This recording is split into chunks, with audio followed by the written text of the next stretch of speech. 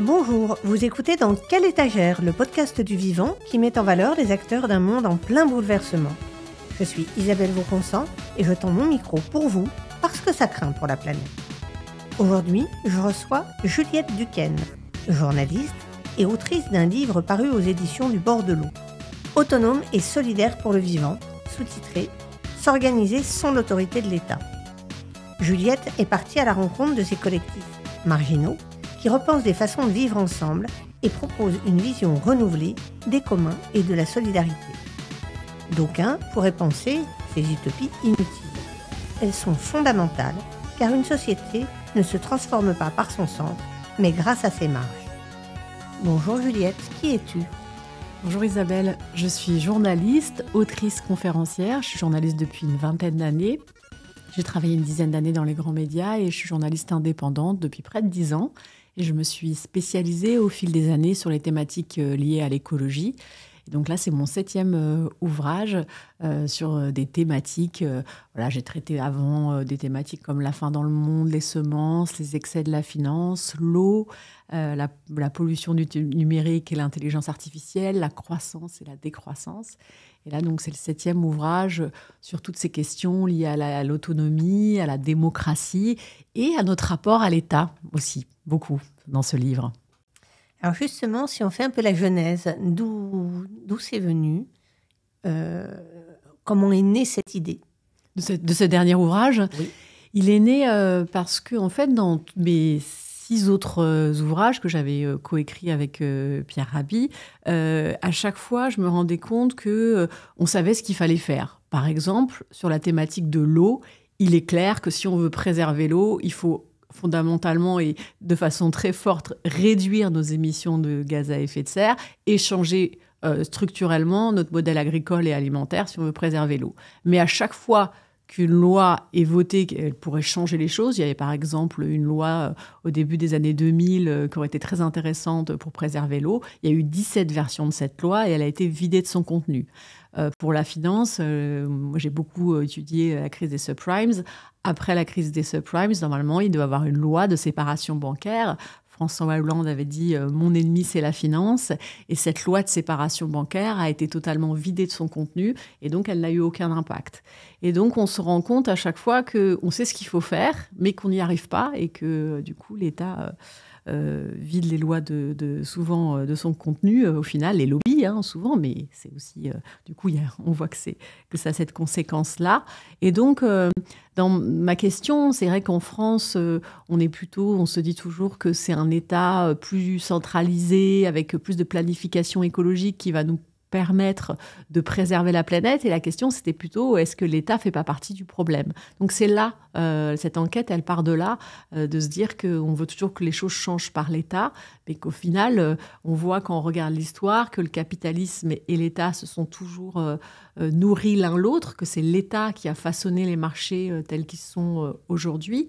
Et donc c'est de ce constat-là qu'est venu ce livre-là, et aussi parce que, à travers mes 6 autres ouvrages, quand je participais à des tables rondes, surtout parmi les milieux engagés, ceux qui avaient déjà compris qu'il fallait mettre en place la décroissance, qu'il fallait vraiment changer fondamentalement notre modèle, je me rendais compte qu'autour de la table, cette question de l'État, elle n'était pas très bien formalisée. C'est-à-dire qu'il y avait des personnes qui voulaient justement plus de planification écologique, d'autres qui partaient plus dans d'autres voies, mais en fait qui ne savaient pas forcément à quoi se raccrocher et que c'était pas... c'est pas grave de ne pas être d'accord, mais c'était pas bien formalisé autour de la table. Donc c'est ça qui m'a intéressée. Après, je suis quand même partie plus dans la voie que l'État fait partie du problème. D'ailleurs, j'explore plus les solutions et je fais le lien... L'intérêt de cette enquête, moi j'interroge quand même à chaque fois une centaine de personnes. J'ai passé 3 ans. Et donc c'est de faire le lien dans le monde entier, parce que je suis allée voir les apatistes au Chiapas, je suis allée en France, j'ai interviewé aussi des chercheurs au Sénégal, de voir comment on peut s'organiser sans l'autorité de l'État, pas sans l'État, mais sans son autorité, et de voir aussi le lien avec l'histoire. Et de voir qu'au final, les anarchistes, là j'ai lu beaucoup moi de textes, notamment de la fin du 19e siècle, qui sont vraiment d'actualité. Et quand on voit l'histoire du 20e siècle, que ce soit le lien entre le capitalisme et l'État, mais aussi de voir l'échec du communisme et des dictatures communistes du 20e siècle avec l'effondrement du bloc soviétique dans les années 90, on voit aussi que l'État fait partie de la problématique. Et c'est vrai que c'était très intéressant de faire ce lien avec l'histoire et de voir que ce qui se passe aujourd'hui dans beaucoup de groupes dans lesquels je suis allée, sans même le savoir, des fois, ils ont des liens très forts avec les idées anarchistes. Et certains le revendiquent, mais d'autres pas du tout. C'est ça qui était aussi intéressant. Alors justement, si on se penche sur l'histoire, est-ce que tu as pu approcher un peu l'histoire des marges et de leur rôle dans les transformations sociétales ? Oui, c'est vrai que c'est intéressant le point que tu abordes, que tu disais dans l'introduction, c'est très juste.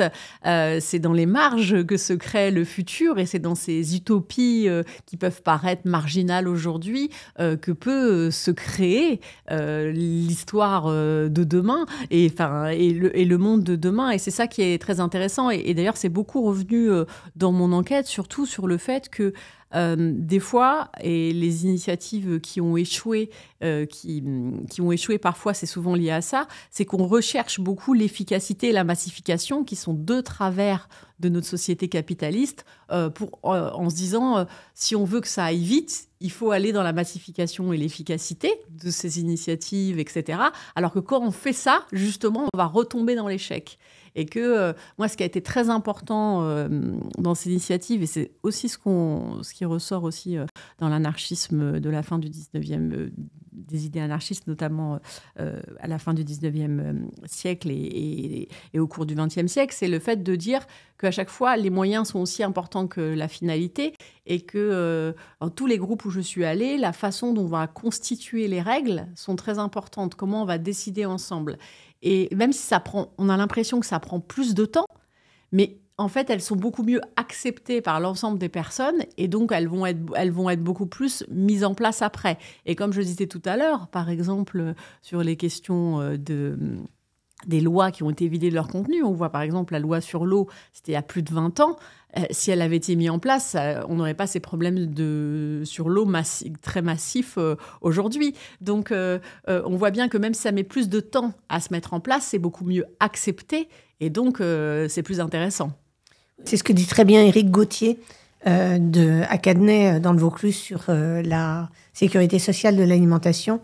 Le jour où je lui ai dit, mais c'est quand même très long, toute cette mise en place démocratique.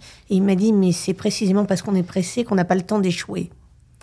Voilà. C'est très juste. Et ça, chez les zapatistes, on en parlera certainement là pendant l'heure, mais au Mexique, c'était vraiment particulièrement juste ce point-là où ils ont vraiment réussi à établir des façons de discuter qui nous paraissent vraiment très longs, mais au final, c'est eux qui vont le plus loin dans l'autonomie et dans l'organisation, là, carrément pas sans l'autorité, sans l'État carrément, sans aucune aide de l'État.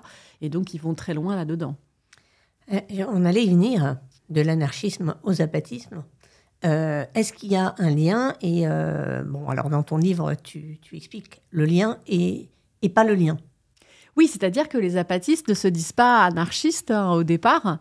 Ils arrivent au même constat, c'est-à-dire que c'est vrai qu'on oublie souvent que le soulèvement zapatiste arrive en 1994, quelques années après l'effondrement du bloc soviétique, et donc ils constatent les méfaits d'un État très centralisé et les conséquences que cela peut avoir, et que c'est pas forcément la bonne solution pour lutter contre le capitalisme.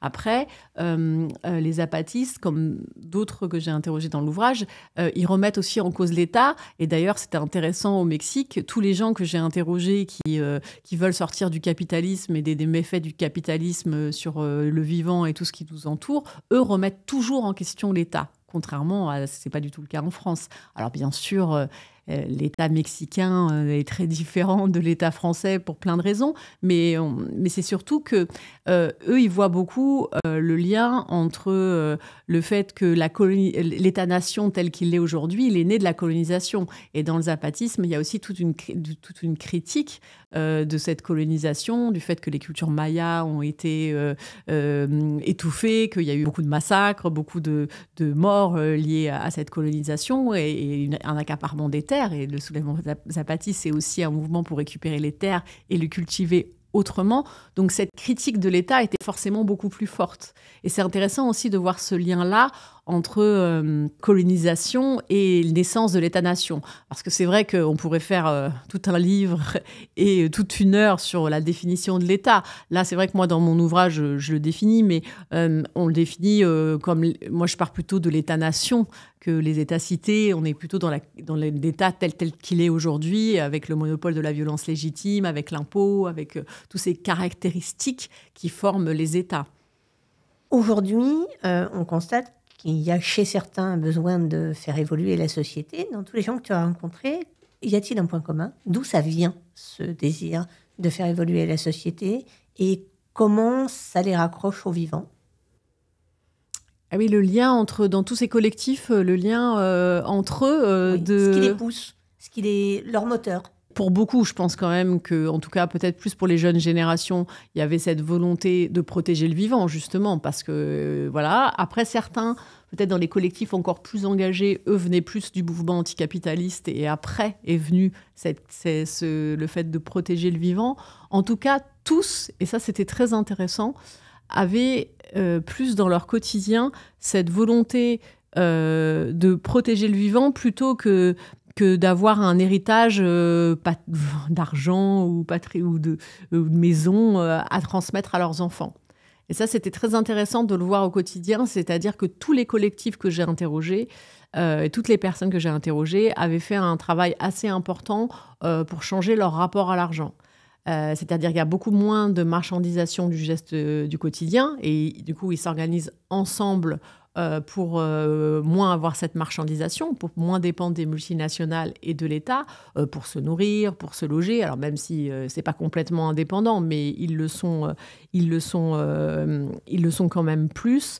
Oui, ils ont complètement changé ce rapport à l'argent et je trouve ça quand même très louable en fait, ce travail-là qui est fait. Beaucoup de collectifs où je suis allée, par exemple à la Bigotière, c'est une oasis, un habitat partagé en Bretagne. Ils redistribuent même leur argent entre eux. C'est-à-dire qu'il y avait quelqu'un qui travaillait chez Orange et quelqu'un qui était... Alors, il ne travaille plus aujourd'hui, mais il travaillait avant, et quelqu'un qui était à la SNCF, qui gagnait moins d'argent, ils se redistribuaient l'argent entre eux. C'est quand même intéressant d'aller jusque-là. Ils ont même créé une structure dans leur habitat partagé pour accueillir des mères qui étaient seules avec leurs enfants, et si elles n'avaient pas eu ce lieu-là, elles auraient été séparées de leurs enfants. Donc je trouve ça... après, bien sûr, ils ont eu l'agrément de l'État, ils ont pu avoir des aides de l'État, mais au départ, c'est avec leur argent qu'ils ont créé ce lieu dans l'habitat partagé.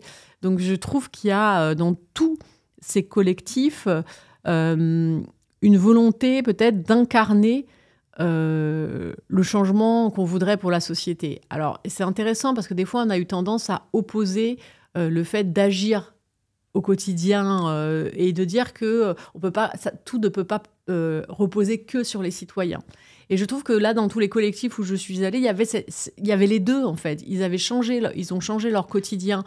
Et du coup, certains m'ont confié qu'ils étaient moins en colère que quand ils allaient juste manifester et qu'ils étaient plus ouverts sur la société qu'avant, parce qu'ils agissaient au quotidien et que du coup, ça les rendait mieux. Et en même temps, ça ne les empêche pas, pour beaucoup, d'aller... Il y en a qui ont été manifestés contre les retraites, la réforme sur les retraites. Il y en a beaucoup qui font du plaidoyer au niveau européen ou national pour faire changer des lois, etc. Ça ne les empêche pas d'avoir ce rôle-là en plus. Et c'est vrai que dans les débats, en tout cas, dans le monde de l'écologie, on a eu tendance à opposer les deux et je pense que c'est dommage. Est-ce qu'on a, sur le plan individuel, est-ce qu'on a un profil type, que ce soit chez les zapatistes ou chez les jeunes Français ou Sénégalais? Un profil type de personne qui s'engage ? Ouais. Il ne me semble pas. Après, je pense quand même qu'il y a une forme de courage pour le faire, en fait. Hein. Et il faut quand même le reconnaître, ça demande aussi beaucoup d'énergie, beaucoup de temps. Il y a une liberté d'esprit. C'est pour ça que moi, ça m'a aussi beaucoup intéressé tout ce lien avec l'anarchisme, parce qu'il y a comme ça une volonté d'être libre. Et aussi, ça, je l'ai vu dans les collectifs qui fonctionnaient le plus. Et moi, c'est aussi un point personnellement qui me touche. Et là, j'ai vu aussi le lien avec l'anarchie. C'est l'importance dans les collectifs de ne pas étouffer. Et ça va un peu avec la massification dont je parlais tout à l'heure, avec cette volonté de garder la singularité de chacun. C'est-à-dire que c'est pas parce qu'on est dans un collectif qu'il va falloir tous être pareil, exactement pareil. Sinon, ça ne fonctionne pas parce qu'on étouffe les différences et on retombe dans les mêmes travers. Et il y avait cet équilibre, par exemple, je ne sais pas si ça va parler aux éditeurs qui nous écoutent, mais dans les collectifs, pour pouvoir créer de la confiance et que ça fonctionne entre les personnes, il faut quand même avoir un minimum de réunions, pour certains en tout cas, et échanger ensemble. Et c'est vrai que par exemple, il y avait un autre oasis où je suis allée en Bretagne, où ils étaient plus jeunes. Ils m'ont confié que pour certains, ils avaient été trop dans l'intimité. C'est-à-dire qu'ils se confiaient trop les choses et ça partait du coup... il y avait eu par exemple des problèmes à la suite de la séparation d'un couple. Et en fait, c'est bien de partager de l'intimité pour avoir un climat de confiance, mais si on fait trop, ça peut être aussi intrusif et pas respecter l'unicité, la singularité de chacun. Donc il y a toujours un équilibre à trouver entre respecter son intimité et le collectif. Parce que c'est vrai que pour créer de l'autonomie, il faut aller vers plus de collectifs. Parce que si on veut cultiver sur les terres à côté de chez soi, si on veut créer des bâtiments qui vont être écologiques, même si chacun a son chez soi, etc., il faut le faire ensemble. C'est comme ça qu'on va pouvoir moins dépendre des multinationales et de l'État. Donc, il y a cet équilibre à trouver. En fait, on peut être plus indépendant et autonome face à la société parce qu'on a créé ce collectif, mais à l'intérieur de ce collectif, il faut faire attention que chacun puisse avoir son curseur entre le collectif et l'intimité, et tout le monde n'a pas le même, ça je l'ai vu dans les différents collectifs, et de respecter cette singularité, cette unicité. Alors je pars sur un autre sujet, mais ce qui était intéressant aussi dans cette enquête, c'est que toutes les personnes que j'ai rencontrées dans beaucoup d'endroits retrouvent du sens dans leur quotidien, par rapport à beaucoup de métiers aujourd'hui où on ne sait plus très bien pourquoi on le fait, ou c'est juste pour plus consommer, etc. Et le fait de retrouver du sens dans la société, ou même dans des communes où je suis allée, comme à Los Angeles, où on réimplique aussi les citoyens dans la démocratie, font que les gens se sentent plus dignes, plus respectés, et c'est ça aussi qui permet de lutter contre l'extrême droite. Et cette dignité, elle est beaucoup ressortie aussi dans cette enquête. Des apatistes qui retrouvent la dignité des cultures mayas face à un État très centralisé, lié à la colonisation, à cet État mexicain, et à Los Angeles, où au niveau national, ils votent extrême droite, mais au niveau local, où ils votent vert, et où l'ancien maire Jean-François Caron a réussi, avec toute son équipe, mais c'est quand même, là pour le coup, là, lui, il a été assez leader sur la question. Il s'est pas dit on va renier tout le passé de Los Angeles, qui est un passé minier. Au contraire, on va le remettre en avant.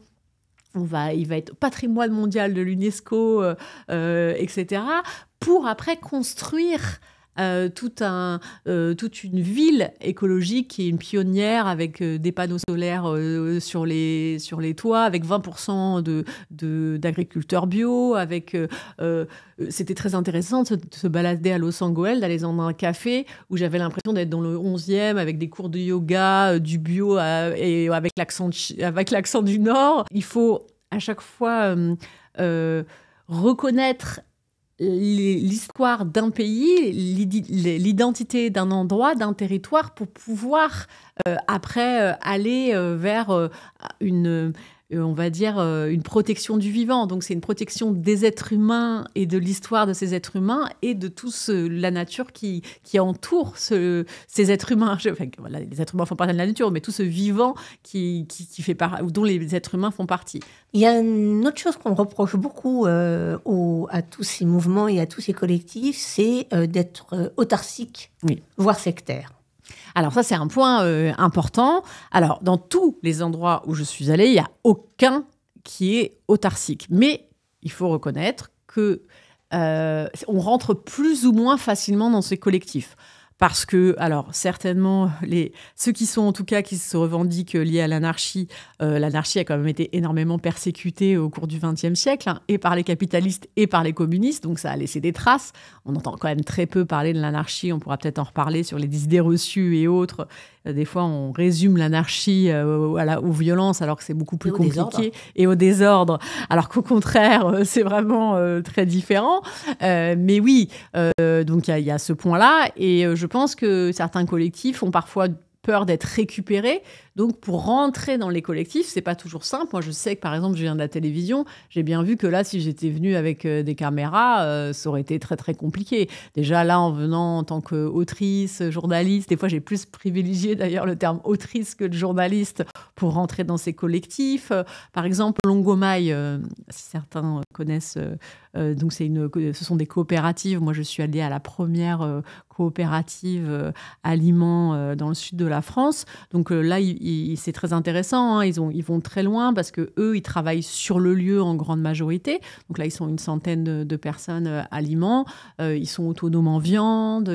Dans une autre coopérative, ils ont recréé toute la filière de laine du mouton au pull, à faire le pull. Donc, ce qui est très intéressant, c'est que eux, ils travaillent sur le lieu. Il y a très peu de gens qui travaillent à l'extérieur. Ils reçoivent de l'argent de la coopérative Longomai, qui est financée à moitié par des dons et aussi par toutes les activités qu'ils font dans les différentes coopératives qu'on peut retrouver un peu partout en Europe, hein. Il y en a plusieurs en France, mais il y en a aussi en Suisse, en Ukraine, voilà. Et donc, ils vont quand même assez loin dans ce modèle d'autogestion. Et moi, c'est vrai que pour venir, j'y suis allée une première fois présenter ce que je voulais faire en tant que journaliste d'investigation. Et j'ai pu revenir. Et donc, je suis restée 2 jours. J'ai beaucoup parlé avec eux, etc. Je suis rentrée chez moi. Et ils ont décidé si après ou non, je pouvais revenir pendant 10 jours. Mais c'est parce qu'aussi, ils avaient eu des mauvaises expériences, hein. Ça peut être justifié, hein. Donc, si je peux le comprendre. Alors, bien sûr, l'endroit où ça a été le plus difficile d'enquêter, c'est au Chiapas. Donc là, au Chiapas, c'est la région où vivent les zapatistes, hein, et les zapatistes, ils sont pas dans une zone donnée, ils sont dans plein d'endroits au Chiapas, hein. Ça équivaut à peu près au territoire de la Bretagne, mais dans un même village, on peut avoir des zapatistes et des non-zapatistes. Comme en plus dans cette région, c'était moins le cas avant, mais de plus en plus, il y a les narcotrafiquants et les paramilitaires, donc la région est de plus en plus quand même instable. Là, bon, bien sûr, c'était très difficile d'enquêter. Et alors là, je m'éloigne parce que ta question, c'était sur l'autarcie. Et les zapatistes, en plus, décident quand ils veulent bien parler, etc. Donc, j'ai réussi à interviewer les zapatistes, mais c'est vrai que ça a été, là, pour le coup, un vrai travail. Mais en tout cas, par rapport à ta question, personne n'est autarcique, et au contraire, tous les lieux où je suis allée ont énormément de liens avec l'extérieur. Donc, je vais donner des exemples concrets. Je parlais de Longomai. L'école du village a été ouverte de nouveau grâce aux habitants de Longomai. Plusieurs font partie de l'équipe municipale de Liman. Il y a beaucoup de liens avec de Notre-Dame-des-Landes, avec les zapatistes au Mexique. Il y a aussi énormément de liens. J'ai interviewé par exemple Nick à Longomai, qui lui travaille beaucoup au plaidoyer sur la forêt, pour aider la reconstruction de l'Ukraine, etc. Donc là, on ne peut pas du tout dire que ce soit autarcique. Pareil pour les oasis, le réseau d'habitat partagé. Il y a à chaque fois, peut-être au moment de la construction de ces habitats partagés, ou même il y a un côté, oui, il faut se concentrer sur le groupe pour construire. Mais après, à chaque fois, il y a énormément de liens avec l'extérieur. Et au contraire, ça va même être des endroits où on va pouvoir initier des associations, des modes d'action. Voilà, et on peut mettre, au contraire, ça peut être des relais importants liés à l'écologie sur un territoire. Non, c'est pas du tout autarcique. Et d'ailleurs, autonome et solidaire, qui, moi, dans mon enquête, vont vraiment le plus loin sur l'autonomie, c'est les apatistes, où ils sont même autonomes de façon alimentaire. Hein, et ils travaillent la terre différemment. Mais ailleurs, ils le disent tous, ils ne sont pas autonomes. Ils tendent vers l'autonomie, mais personne ne se dit autonome. Il y en a qui reçoivent le RSA, il y en a qui sont à la CMU. Donc, ils ne se disent pas du tout autonomes. D'ailleurs, le sous-titre, c'est « Vivre sans l'autorité de l'État, sans son impulsion », mais pas sans l'État. Alors, là, on a parlé beaucoup des collectifs. On a moins parlé de tout ce à quoi ils touchent. C'est-à-dire qu'ils touchent à l'alimentation. Tu es allé interviewer des gens qui touchent aux outils, des gens qui touchent à la distribution. Comment ça marche quand on n'est pas simplement sur des lieux de vie? Ah oui, quand on est plus dans les structures collectives. Oui, alors ça, c'est plus la dernière partie de l'ouvrage. C'était intéressant. Toute la première partie de l'ouvrage, c'est plus sur les lieux de vie, comment on construit son autonomie avec des gestes du quotidien qui vont devenir politiques pour se nourrir, pour se loger, etc. Toute la dernière partie de l'ouvrage, c'est plus des collectifs. Alors, c'est vrai que c'est très lié à l'alimentation au final, parce que ce soit cultiver la terre, accéder à la terre, et après où on va acheter sa nourriture, comment on va s'organiser, on se rend compte quand même que l'accès à la terre et comment on la cultive et où on va acheter sa nourriture, c'est quand même très important sur un territoire. Pas toi que je vais le dire, je vais l'apprendre, et que ça structure un territoire et que ça structure une société et que ça peut vraiment nous permettre de sortir du modèle capitaliste et de construire un autre mode de vie, enfin d'autres modes de vie, on va plutôt parler au pluriel, qui vont respecter le vivant et la géographie d'un territoire. Donc ça, c'est évident. C'est vrai que la fin de l'ouvrage est plus sur tous ces collectifs qui vont fonctionner différemment, mais qui vont pas être basés sur les lieux de vie. Alors, ce qui était intéressant, j'ai par exemple été voir la Chambre d'agriculture alternative du Pays Basque. Ça, c'est très intéressant parce que là, on voit l'intérêt de s'organiser sans l'autorité de l'État, justement, parce que eux, au départ, ils militaient, ceux que j'ai interrogés qui ont fondé cette Chambre d'agriculture alternative, ils étaient au sein de la Chambre d'agriculture classique, ils essayaient de faire changer les choses de l'intérieur. À un moment, ils en ont eu marre, ils ont vu que ça ne fonctionnait pas, ils ont créé une Chambre d'agriculture alternative. Elle a été attaquée plusieurs fois par l'État parce qu'ils disaient qu'ils n'avaient pas le droit d'avoir une autre chambre d'agriculture que celle qui était officielle et qui défendait un modèle agricole industriel. Ils ont gagné ces procès, ça les a même fait gagner un peu en visibilité. Aujourd'hui, ils accompagnent la moitié des agriculteurs du Pays Basque dans une agroécologie paysanne. Donc, on voit que ça fonctionne. C'est intéressant. Parce que des fois, on peut se poser la question. Moi, d'ailleurs, peut-être qu'il faut faire les deux. Hein, je dis pas. Mais je trouvais ça intéressant, cet exemple-là, qui vient dans une région, encore une fois, qui a une culture populaire très forte. Donc, on voit ce lien aussi entre préservation du territoire et préservation de la culture, comme au Chiapas, où il y a une culture maya, spirituelle, très forte, qui peut se nourrir. Et après, on peut aussi créer d'autres modèles. Il y a vraiment ce lien-là. Donc oui, c'était intéressant d'aller voir tous ces collectifs. Je suis allée voir aussi l'atelier paysan, qui, bien sûr, propose des outils et qui les recense pour que les agriculteurs ne dépendent pas des gros tracteurs et des grosses machines. Mais c'est pas seulement ça. C'est aussi une action politique pour s'organiser ensemble face à ces dérives technologiques. Et c'est vrai que Hugo Persillé était très intéressant sur ce point parce qu'ils font aussi partie, qui fait partie de l'atelier paysan et qui du coup, ils font partie aussi des soulèvements de la terre, de la sécurité sociale, de l'alimentation. Et il m'expliquait que ce qui était important dans tous ces collectifs, et je trouve que cette phrase est très juste, c'était pas seulement de faire communauté, d'essayer d'être ensemble pour faire autrement, mais de faire société et de réussir à arbitrer des intérêts divergents au sein d'un même groupe. Et c'est pour ça que la sécurité sociale de l'alimentation est très intéressante, parce qu'elle va arbitrer des intérêts divergents entre les citoyens consommateurs, les mangeurs, ceux qui vont manger, les producteurs, ceux qui vont vendre les produits. Et moi, je suis allée à Dieulefit pour cette sécurité sociale de l'alimentation, donc un collectif qui est en cours, qui construit, qui n'a pas encore fini totalement comment va se structurer cette sécurité sociale de l'alimentation. Moi, quand j'y suis allée, ils avaient un marché avec un système de billes. Ils n'avaient pas encore mis la carte, c'est-à-dire qu'on choisissait une bille pour savoir si ça allait être le prix le plus cher, le moins cher ou le prix classique. Et j'ai assisté à des réunions entre ces personnes et c'était intéressant. Par exemple, ils se posaient la question, est-ce qu'on doit être totalement autonome financièrement? Est-ce qu'on peut accepter des subventions ou des aides de fondations. Il y en avait qui ne voulaient même pas du tout d'aide.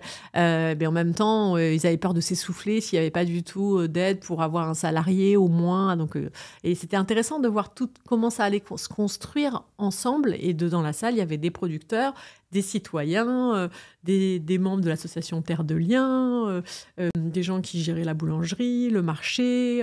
Et c'est vrai qu'au marché de Dieulefit, où je suis allée, où vous avez mis en place ces différents prix pour avoir accès à une nourriture de qualité et accessible, il y avait une diversité plus importante que dans d'autres marchés où on peut aller bio, où les prix vont être plus chers. Et là, on voit du coup qu'on fait vraiment société. Je trouve ça assez juste comme terme. Je suis partie peut-être un peu loin de ta question. Non, c'est très bien. Non. Je sais que tu as rencontré aussi un distributeur qui faisait de la distribution solidaire. Ça m'a assez impressionnée. La Carline a dit, oui, avec Florent Dunoyer, que j'avais déjà interrogé pour être tout. J'ai même fait un reportage à la télé avec lui il y a très longtemps sur la Carline. Ils sont plusieurs à la Carline, mais c'est vrai que c'est dans l'ouvrage chez Florent Dunoyer que j'ai interrogé. Oui, c'est très intéressant. La Carline, moi, je les avais interrogés aussi pour l'ouvrage Vivre mieux sans croissance, parce qu'eux, ils ont un modèle où une fois qu'ils ont atteint une taille assez importante, donc j'ai plus le nombre de salariés en tête, mais enfin c'est un peu plus d'une dizaine, ils se disent C'était 16. Voilà, 16, merci. Tu vois, moi je me souvenais pas, merci. 16 salariés, ils se sont dit on est assez gros, on va pas encore grossir, et du coup là ça a dit, donc dans une ville de la Drôme, et donc ils ont créé une autre supermarché coopératif à Lucandiwa, pas très loin, et donc pour pas grossir et justement atteindre des tailles importantes. Et ce qui est très intéressant, parce qu'eux, ils vont toujours assez loin dans les innovations sociales, c'est que là, ils ont acheté des terres à l'entrée de Die pour pouvoir installer des agriculteurs bio. Alors, c'était des terres qui allaient aller à l'agrandissement sinon, et donc pouvoir récupérer ces terres et permettre... Donc là, on est vraiment sur toute la chaîne alimentaire. On va récupérer des terres pour pas qu'elles partent à l'agrandissement ou qu'elles soient bétonisées. On installe des agriculteurs dessus pour pouvoir après vendre leurs produits et proposer plus de fruits et légumes dans le supermarché. Donc on est dans des produits locaux de qualité et pouvoir les proposer à des prix qui sont quand même accessibles parce qu'il y a moins d'intermédiaires. Donc là, c'est vrai que c'est très intéressant la façon dont il fonctionne. Et là, en plus, lui, c'était intéressant parce qu'il avait eu, avec ce projet, beaucoup de difficultés à le mettre en place parce qu'il se retrouvait balancé dans plein de services différents. Tous les gens qui luttent un peu contre le modèle dominant se retrouvent là-dedans à un moment donné pour réussir à créer des choses. Donc là, c'est vraiment, il faut quand même avoir beaucoup de volonté, de détermination pour y arriver. Et en même temps, c'est ça qui est toujours un peu délicat parce qu'il m'explique bien qu'ils ont aussi des aides et des subventions de l'État pour réussir à faire leurs projets. Et en même temps, il a eu énormément d'entraves, notamment liées à la bureaucratisation, pour réussir à mener à bien ce projet. Il a failli pas être fait quand même. Donc voilà, il y a toujours cette opposition. En tout cas, ce qu'on note à la lecture du livre, c'est qu'on est sur une démocratie qui part du sol et qui remonte au lieu d'être dans un truc descendant. Et on sent bien que ça construit à taille humaine et que c'est par le lien, comme dit Arthur Keller, entre toutes les petites initiatives, qu'à un moment va pouvoir peut-être s'initier une bascule de société. Oui, c'est vrai que moi, mon ouvrage, je prétends pas du tout, ça serait d'ailleurs totalement prétentieuse, presque, je trouve, de dire c'est un manuel d'action, je sais ce qu'il faut faire. Je dis juste que, et on va parler de la bifurcation, mais je dis juste que déjà de se dire que l'État fait certainement partie du problème et pas de la solution, ça change la façon dont on envisage la suite. On ne va pas passer en France d'un État totalement centralisé à plus d'État du tout. Enfin, ça me paraît évident, en fait. Mais de se dire que l'État fait certainement partie du problème et quand on revoit un peu l'histoire, se dire que même la période où il y a eu l'État-providence, c'est la période où il y a eu les 30 Glorieuses, c'est la période où on a le plus pollué, etc. Je trouve que c'est important, ce point-là, parce que ça, on ne le voit pas du tout, surtout en France. Je pense que c'est aussi pour ça, et ça, c'est Philippe Pelletier, un chercheur anarchiste, qui le dit très bien dans l'ouvrage, que la gauche est un peu aux abois idéologiquement. Parce qu'en fait, on n'a pas remis en cause, on n'a pas fait ce travail de mémoire en France, à gauche, sur toute cette question de l'État centralisé. Et aussi, du coup, je pense qu'il y a vraiment un travail à faire avec le lien avec l'anarchisme, parce que comme ça, on n'est pas déraciné. Ça veut dire qu'on ne propose pas quelque chose qui vient de nulle part. Il y a énormément d'auteurs dans mon ouvrage, comme Reclus, comme Thoreau, comme Kropotkin, que j'ai interrogé, où il y avait même une phrase de Kropotkin que j'avais l'impression je m'étais trompée, que c'était pas lui. J'ai dû appeler un chercheur qui connaissait très bien son travail, qui a relu l'ouvrage, Jean-Christophe Angot, pour vérifier cette citation, parce qu'on a revérifié ensemble, vous êtes sûr et tout. Il me dit oui, c'est bien lui, tellement la phrase était actuelle. Donc je fais cette petite parenthèse pour dire que je pense vraiment qu'il faut qu'on remette en cause la structure de l'État et la façon dont l'État a façonné les marchés tels qu'ils sont aujourd'hui, comment le capitalisme, État et technologie s'entremêlent ensemble pour créer la société telle qu'elle est aujourd'hui, pour essayer de créer un autre avenir. Comme je dis, bien sûr, on ne va pas passer d'un tout au tout demain. Et moi, je serais incapable de dire exactement ce qu'il faut faire.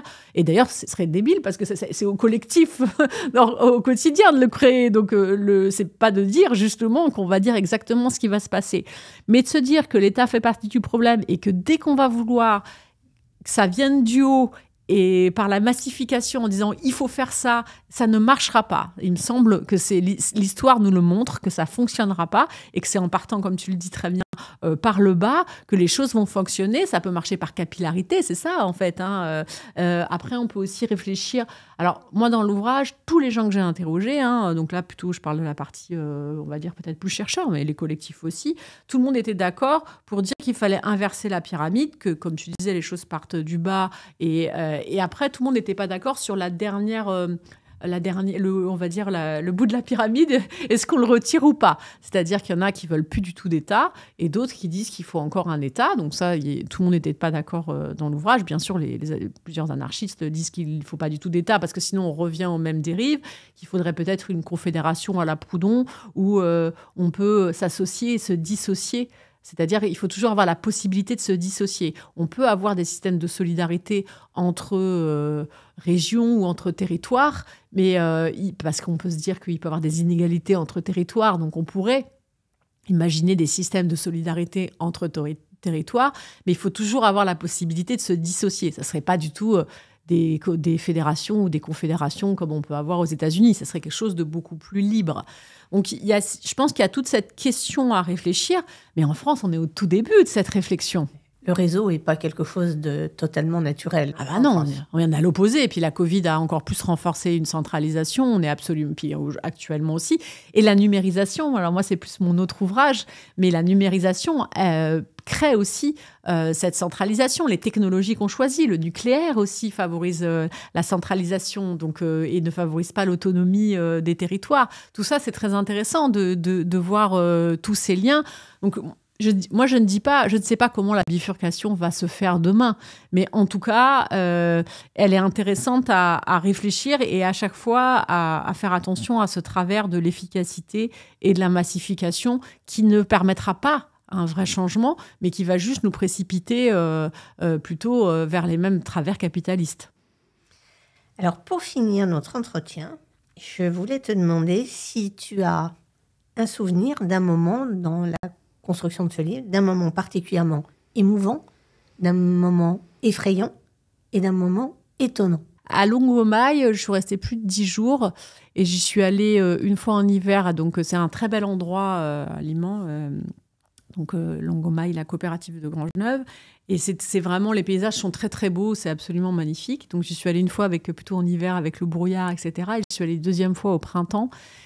Et peut-être, moi, ce qui m'émeut beaucoup dans ces collectifs, et dans celui-ci, ça m'a vraiment marqué parce qu'il y avait tous les coquelicots, il y avait toute cette biodiversité incroyable, le chant des oiseaux, etc.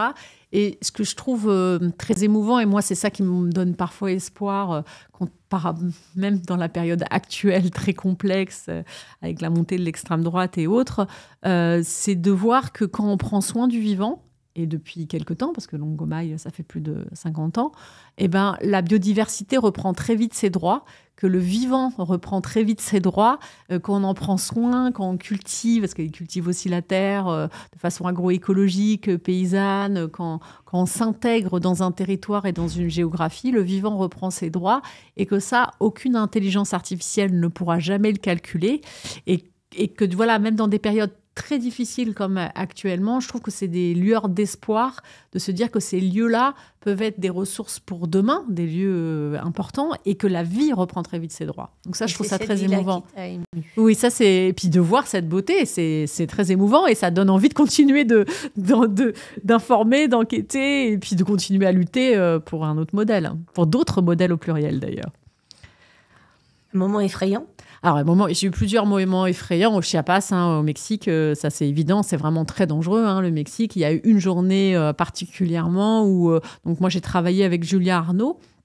Donc, dans le jargon journalistique, on appelle ça une fixeuse, c'est-à-dire c'est quelqu'un qui m'a aidé à enquêter sur place, qui parle parfaitement espagnol, qui en plus traduit les communiqués zapatistes, donc du coup qui connaît bien le mouvement zapatiste. Donc on a travaillé ensemble et donc c'était à la fin de mes investigations, quelques jours avant mon départ. On s'est arrêté à un caracol. Donc un caracol, ça veut dire escargot en espagnol. C'est pas un lieu où vivent les zapatistes. C'est un lieu de rassemblement où on peut avoir une école, une clinique, où on peut avoir... c'est là aussi où moi, quand j'y suis allée, ça s'appelait les conseils de bon gouvernement. Ça a changé de nom depuis, mais donc les conseils de bon gouvernement, c'est la Junta, c'est où siègent des personnes qui vont prendre des décisions avec à chaque fois en redescendant vers le bas et en remontant. Mais c'est des personnes qui gardent un lien à la terre, etc. Et c'est là où ils siègent. Et donc, voilà. Et là, je suis allée dans un caracol. On a été les voir. Selon les caracoles, on peut rentrer, pas rentrer, les visiter, interroger des personnes, etc. Et là, les femmes ont accepté qu'on les interroge. C'était des femmes qui étaient au Conseil de bon gouvernement, 4 femmes. Et en fait, on s'est rendu compte pendant l'interview, même un peu avant, enfin moi je m'en suis pas rendu compte tout de suite, mais Julia s'en est rendu compte avant moi, qu'en fait le caracol était encerclé de paramilitaires. Donc ces femmes étaient complètement encerclées, c'était très dangereux pour elles. Donc c'est ce qu'elles nous ont expliqué, mais ça l'était aussi pour nous. Donc elle m'a dit de faire une interview plus courte, parce que moi j'ai tendance à faire des interviews très très longues. Donc on a fait une interview plus courte. C'était très touchant comme une interview, parce que ces femmes étaient... Alors, il y en avait qui parlaient espagnol, d'autres qui apprenaient l'espagnol, qui parlaient les langues mayas, et qui étaient très émues de nous témoigner la liberté qu'elles pouvaient avoir dans le mouvement zapatiste en tant que femmes, parce que ça, c'est vraiment important dans le mouvement zapatiste, mais aussi de la dégradation de plus en plus forte au Chiapas pour pouvoir rester zapatiste, avec tout ce lien de l'État, avec les narcotrafiquants, avec les paramilitaires qui empêchent de plus en plus les zapatistes de garder leur autonomie. Et elles étaient vraiment émues de nous partager ça, de partager ça en plus avec des femmes. C'était vraiment intéressant comme échange. Et à quel point il y a une jeune femme qui a commencé à parler et qui avait les larmes qui sont montées. Nous, moi et Julia, ça a été la même chose. Ça a été un moment très fort, en fait, ce moment-là. Et par contre, il a fallu qu'on fasse attention parce que même quand on est reparti, on avait peur d'être suivi. Donc, c'était vraiment dangereux. On n'aurait pas dû la faire, cette interview en vrai. C'était dangereux. Mais rien que pour le fait, on ne s'était pas rendu compte, mais rien que le fait qu'on ait pu avoir cet échange, que ça valait le coup de le faire parce qu'on a vraiment senti que pour elle, c'était très important de nous témoigner ce qu'elle vivait.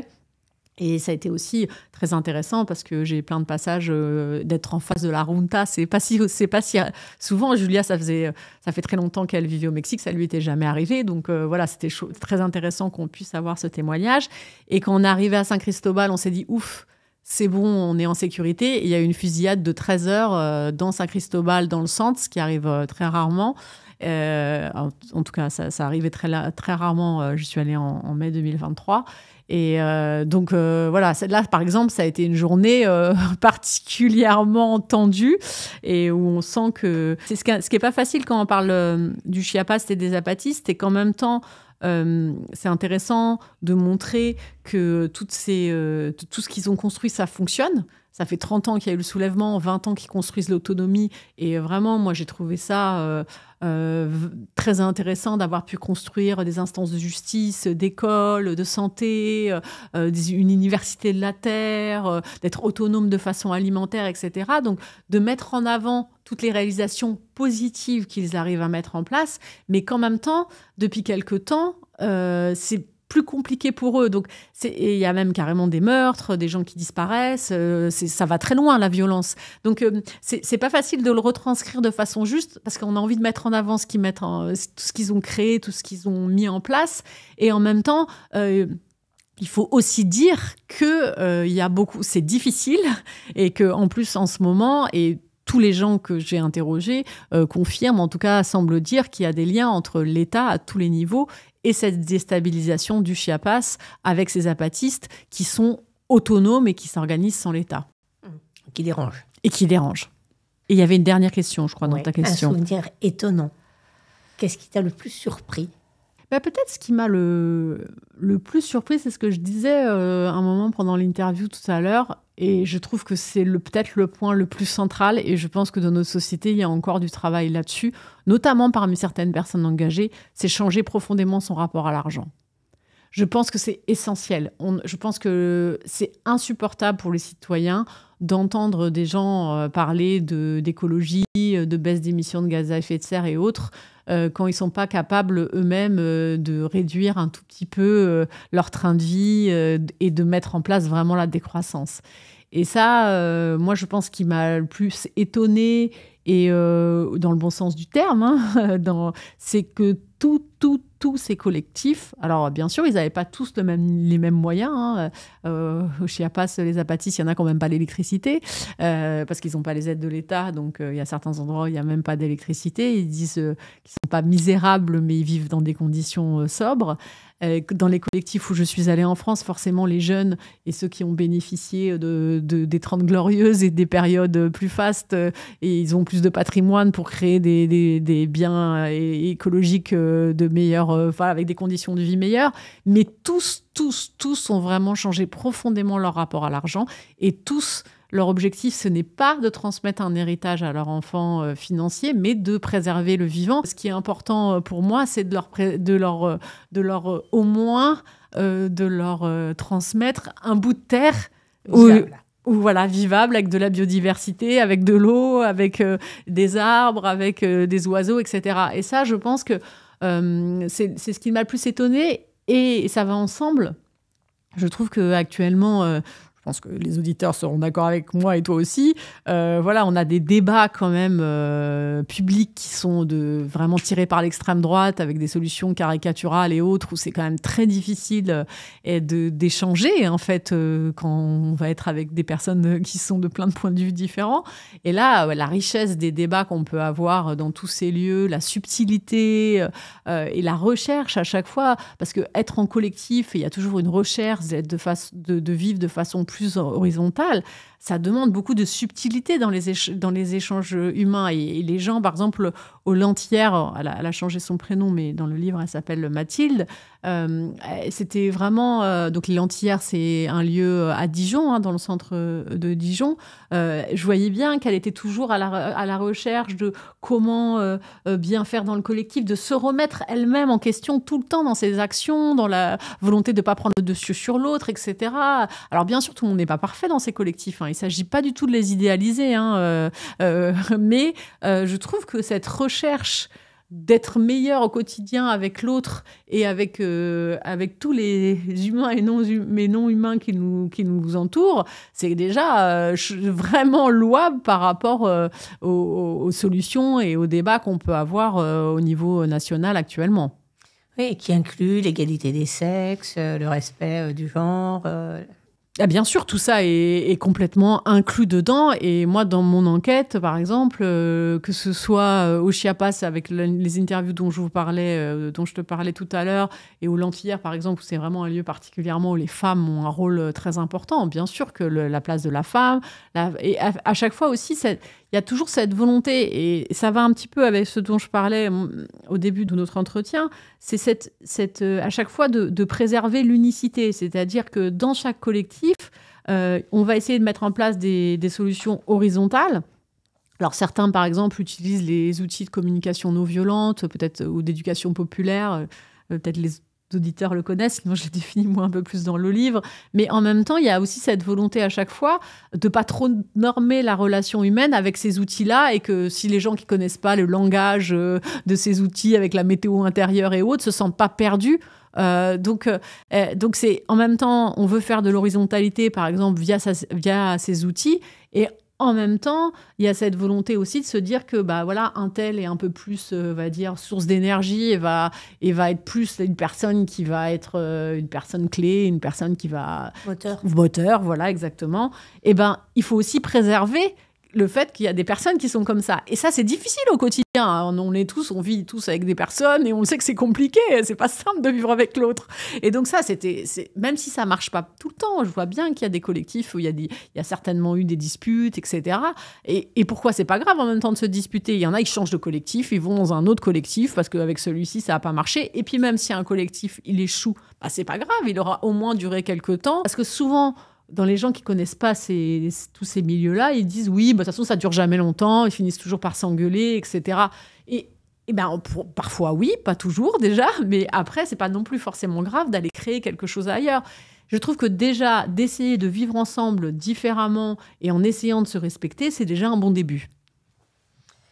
Merci. Merci Isabelle. C'est une belle conclusion. Merci beaucoup, merci à toi.